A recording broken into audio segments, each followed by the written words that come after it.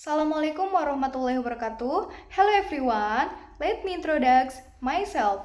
My name is Desfitria Dewi. I'm from the Islamic Religious Education. My name is 12320200174. Okay, today I would like to discuss a very important and relevant topic, which is the application of Sharia law in relation to gender. Especially in the context of women, in many discussions, we often hear that Sharia law is seen as his/her on women than men. However, I would like to emphasize that this view is often the result of a deep misunderstanding. The video I'm about to present raises this issue in a critical and informative way. It highlights that the Quran, as the primary source of law in Islam, provides equal guidance for men and women. Unfair application of the law is often due to local cultural influences rather than the principle of Sharia itself. The video discusses the issue of the application of Sharia law in relation to women and men, and the misconception that often arises is Western media. Here are the main points of the discussion. 1. Equality in law.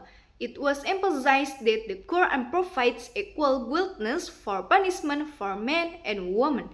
There is a perception that Sharia law is harsher on women, but the speaker emphasized that this is a misconception. 2. Misapplication. The application of Sharia law is often influenced by local culture, resulting in injustice. This result in unequal treatment of women compared to men. 3. Loss of popular sovereignty. In many Muslim countries, Sharia law exists in theory but is ignored in practice. People feel a loss of control over the law that govern their lives. 4. Sharia institution. Despite problem in the implementation of Sharia law by the state, institutions such as banks that apply Sharia principle can function well and efficiently. 5. Importance of discussion. The video seeks to educate viewers about the nuances of Sharia law and why a better understanding is needed of overcome existing stereotypes.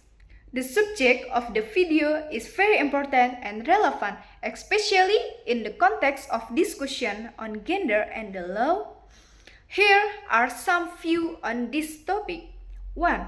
Gender equality highlights the importance of a proper understanding of Sharia law and how its application can vary, emphasizing that the law should treat men and women equally is a positive step toward achieving gender justice. 2. Media misinterpretation. Many misconceptions stem from the way Western media reports on issues related to Islam and Sharia. Correcting this narrative is important to create a better understanding among the wider public. 3. Diverse application.